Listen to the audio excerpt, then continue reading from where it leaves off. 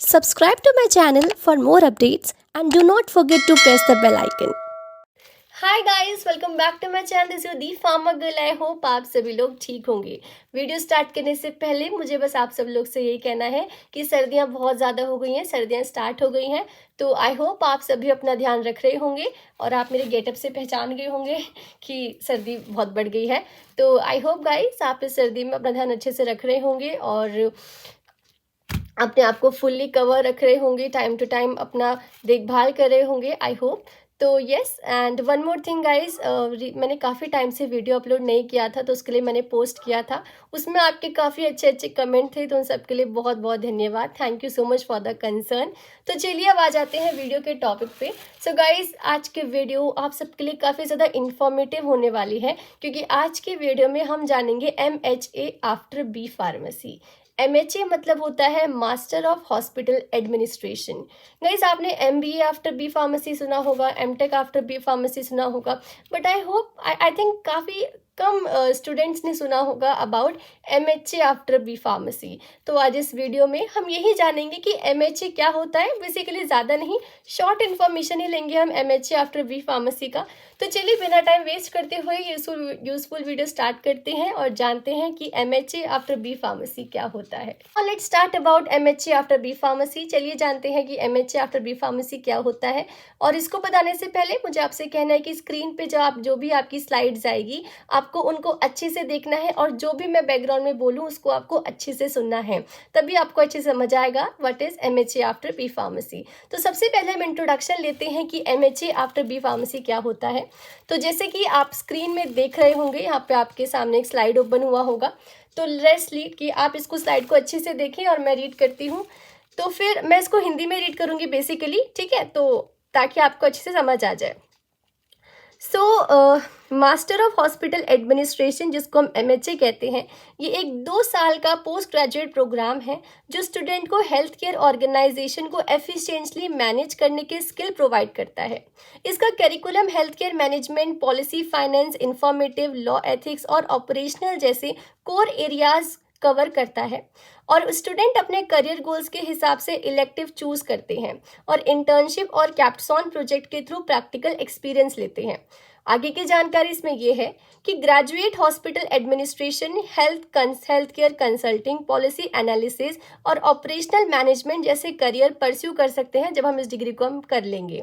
Eligibility के लिए अब मेन पॉइंट आता है दैट एलिजिबिलिटी के लिए यूजुअली एक bachelor degree in health care management होना ज़रूरी है, मतलब बी फार्मेसी भी डिग्री भी इसमें चलेगी।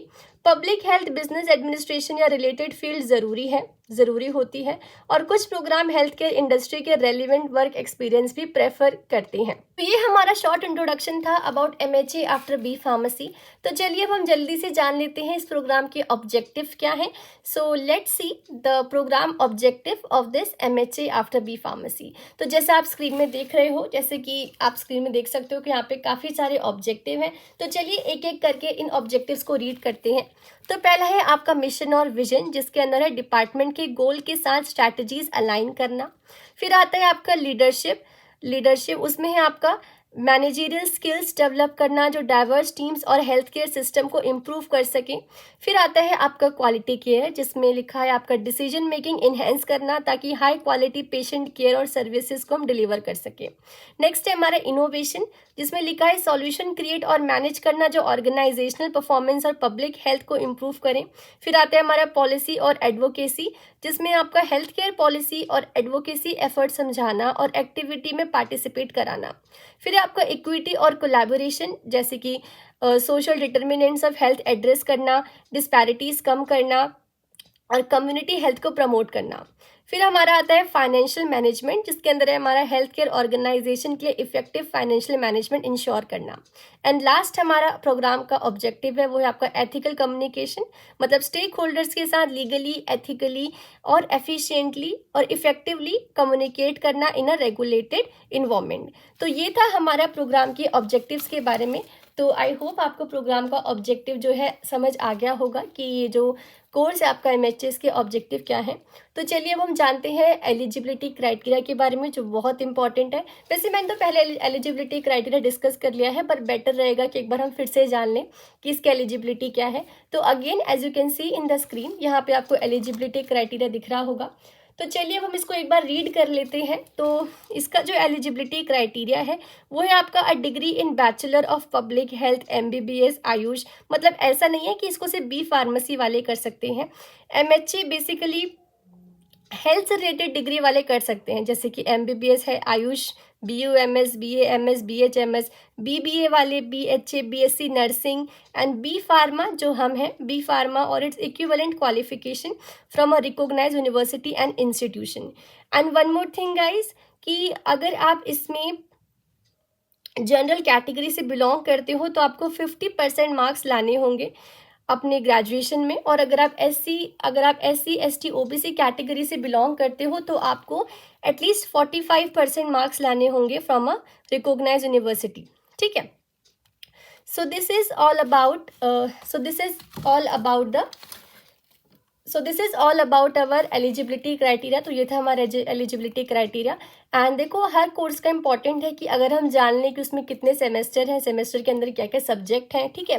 तो चलिए अब हम जान लेते हैं कि इस प्रोग्राम के अंदर क्या क्या है, कितने सेमेस्टर होंगे। ओके, तो let's know about the semester and subject. तो again as you can see in the screen, मैंने यहाँ पे आपको सब्जेक्ट्स लगा दिए हैं। तो चलिए एक बार ज़रा मैं इनको सब्जेक्ट्स देख लूँ। तो सबसे पहले हम देखते हैं सेमेस्टर। जैसे कि इसमें 4 सेमेस्टर है, मैंने आपको पहले बताया कि 4 सेमेस्टर इसमें इसलिए हैं क्योंकि ये 2 साल का कोर्स है, 2 साल में आपके 4 सेमेस्टर हैं। तो फर्स्ट सेमेस्टर में आपके 4 सब्जेक्ट हैं as you can see. Second semester में भी आपके 4 सब्जेक्ट हैं, थर्ड सेमेस्टर में आपके 4 सब्जेक्ट हैं, बट फोर्थ सेमेस्टर में है आपके 5 सब्जेक्ट। और इसके अंदर आप एक चीज़ देख रहे हो, वो है आपका DSEC। बेसिकली DSEC का मतलब है कि ये आपका इसी कोर्स के अंदर एक आपका डिप्लोमा भी होगा। बेसिकली देखो, मैं इसके लिए श्योर नहीं हूँ कि ये जो उसमें DSEC है वो एक्चुअली में है कि नहीं है, बट जो मुझे इन्फॉर्मेशन प्रोवाइड करी गई है उसमें इसको इंक्लूड किया था, मैंने सोचा आपको बता दूं।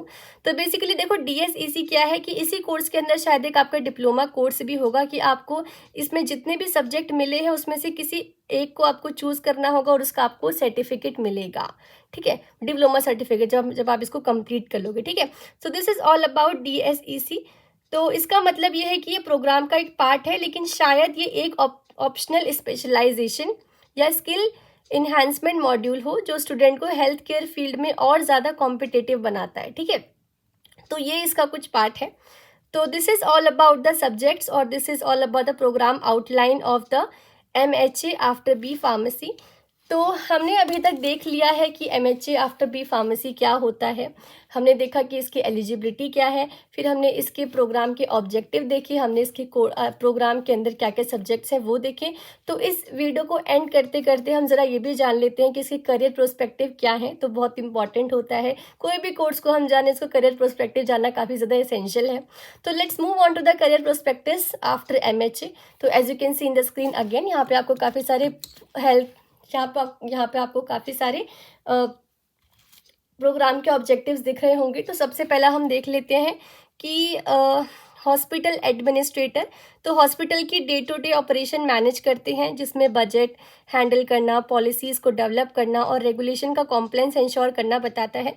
And guys one more thing, देखो आप स्लाइड में देख रहे होंगे कि इंग्लिश में लिखा है, बट मैं आपको हिंदी में बता रही हूँ ताकि आपको ईजिली समझ आ जाए। ठीक है।